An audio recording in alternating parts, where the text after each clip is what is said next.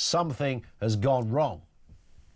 And she was probably born in like 1903 or something. Our lines are open. This is Talk. Let's get a word on this and the other big stories of the day. Isabel Oakeshott, Talk's international editor, is back with us. Isabel, good afternoon. You really depressed me with that list of it. I am sorry. I mean, I was going to say everything that's wrong, but of course it's only a fraction of what's wrong. But I mean, it's true though, isn't it? Everywhere you look, things don't really work. People are exasperated. And at the same time, we've got Keir Starmer writing in the Daily Telegraph today, and I'm just going to quote from this, putting every pound towards the priorities of working people. Really? Every pound? Yeah. Really? I don't think so. I mean, this is the government that's spending 100 million on a bat tunnel with HS2. So, I mean, not one of those pounds is money well spent. And there are plenty of other examples, literally thousands of examples every day in government of our money not going towards the priorities of people. Indeed. Well, as my old nan used to say, never give a bat its own tunnel, it will only end in tears. Turns out she was right, Isabel, goodness me. I mean, you're right, I love a bat, but 100 million quid on a tunnel? Come on, something's wrong here. Let's have a listen to our Prime Minister then, in action today, talking about the British state being overcautious and flabby. Here's Keir Starmer in full action. The NHS should be taken by an arm's-length body, NHS England. And I can't, in all honesty, explain to the British people why they should spend their money on 2 layers of bureaucracy. So today I can announce we're going to cut bureaucracy across the state, focus government on the priorities of working people, shift money to the front line. So I'm bringing management of the NHS back into democratic control by abolishing the arm's-length body NHS England. I swear, Isabel, there's a civil servant somewhere that advises the Prime Minister on when to roll your sleeves up during a speech. You know you're in for a bad one when the sleeves get rolled up. It's meant to mean masterful and purposeful. Usually means anything but. That was the enthusiastic Prime Minister Keir Starmer in action a little earlier today. He just can't do it, can he, really? No, he can't. And if you should see the faces, those of our listeners that are also watching will have seen the absolutely stony faces of everybody behind him. This isn't really, I mean, yes, on the face of it, this is very radical. And in some ways, it's also controversial because NHS England was set up to take the politics out of the NHS, and many people will agree with that. You know, there will be divided opinions as to the extent to which it's a good idea to have the politics in the running of the NHS or not. But the idea was so that it can't be endlessly meddled with by the health secretary. That was the whole point of it. And broadly, it's worked okay. And I'm yet to be convinced that this restructuring is actually going to free up a lot of money. If it does, then that's a good thing. But NHS England hasn't always existed, and it did exist for a reason. So it remains to be seen whether this is actually going to make any difference for patients. I mean, the bottom line problem that we've got is that the NHS is trying to do far, far too much. It's trying to be everything to everybody with far too few healthcare professionals and far too many patients, and simply the numbers don't stack up. Yeah, I bothered, as you do with these things in this world, as you will know, Isabel.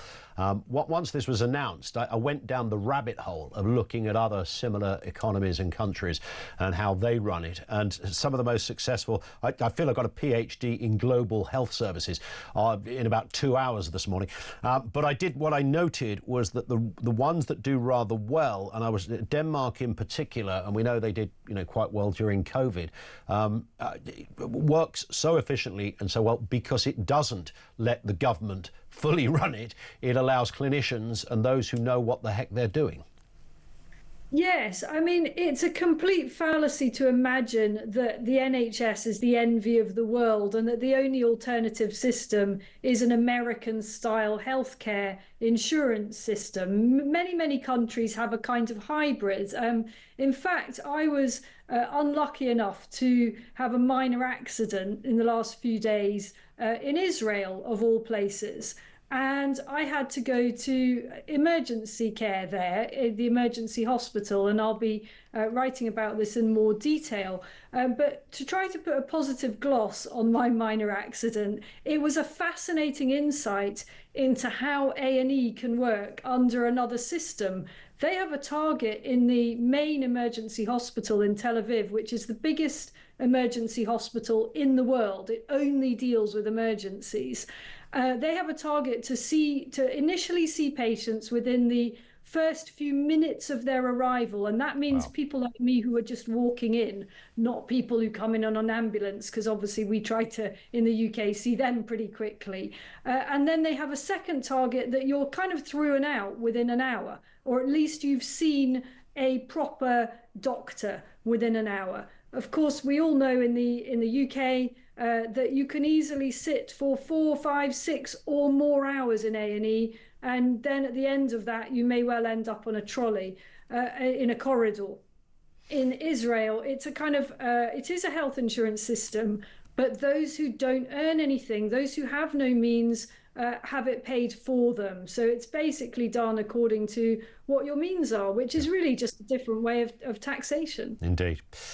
Let's move to this story. I know you've got some opinions on this. The civil war within Reform UK continues. Leader Nigel Farage and suspended MP Rupert Lowe, of course, at the centre of all of this. A JL polling survey reveals 86% of Brits and 70% of the party's voters don't even recognise Rupert Lowe. It's worth having a little listen here to Guy Miscampbell from JL Polling with more of these findings.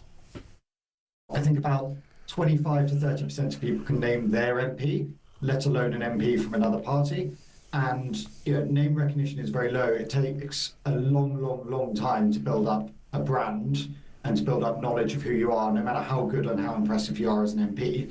And so this story would need to run a lot longer, and I think Rupert would need to have been established a lot more to have a higher level of recognition. I think the one figure that did surprise me was only 29% of Reform voters knowing who he was. I think that's the bit that's really surprising. I never know what the relevance is of those kind of recognition questions. I'm not surprised when lots of people say, I don't recognise my MP. If I showed a picture of Keir Starmer to my sister, she wouldn't have a clue who he was. She'd probably think he's the fella that lives opposite or something. Did this surprise you at all, given the context of this, of course, Isabel, that, Reform can't lose Rupert Lowe because he's the big hitter, but apparently most Brits didn't recognise him? It didn't really surprise me because, as a commentator said there, I mean, public recognition of politicians is pretty woeful. I mean, most people feel that they've got better things to do with their lives than follow the ins and outs of politics day to day. And, they barely follow, I'm talking about the majority of people, barely follow, the few main headlines, the really big deal headlines, never mind some petty squabble between the people at the top of the Reform Party. And the commentator was right. It takes ages to build up a brand. And this is why I think it's always tremendously naive when people, when they go off in a strop, as has happened with Rupert Lowe, they talk about setting up, or they make noises about setting up their own party. It's really, really damn difficult to build a political party from scratch and get that recognition for the party, never mind the people that are in the party. And you said at the opening, Ian, that I've got some opinions on this story, and I do, and I think they'd be the opinions that are shared with many of our listeners, which is A, that Rupert Lowe has done a really good job in some areas as an MP, and he works really hard, and that's great. But B, can we just end this stupid row? Because there are so many big things that the Reform Party needs to do to save the country, and so many people are putting their greatest hopes for saving the UK into Reform. And every day that this horrible fight goes on is a day that is a distraction from the main business. Yeah, and I do wonder, I've said this consistently over the last couple of days, I don't actually think ultimately when this is blown over that it will make a difference. I know we've had, some disgruntled Reform voters who, said, I don't want anything to do with this party anymore. I still believe that if you walked into a polling station tomorrow and you were previously a Reform voter and those parties were on the ballot paper and Reform was there, I think most of those people will still vote Reform. I don't think this is devastation. I agree with you. I think when when there is a huge storm like this and it's a Westminster thing and everyone's getting themselves in a right old pickle and all the commentators that are writing the newspapers know all the characters and the personalities concerned, everyone gets themselves into a right old twist about it. And, I don't want to say it's no big deal at all because Reform only has 5 MPs. And, to have 20% of those, as many have pointed out, kind of peeling off to do their own thing and having a right old go at the party leadership is not exactly edifying. So I wouldn't have said it's been the party's finest hour. Yeah. But does that mean that all those people that are desperately looking for an alternative are suddenly going to go, oh, actually, Nigel Farage and Rupert Lowe had a fallout, so actually I think I'm just going to vote Labour. Yeah, I'll become a Lib Dem. That's not going to happen. I just can't see that. People are a little bit more mature than that, I think. Yeah, spot on.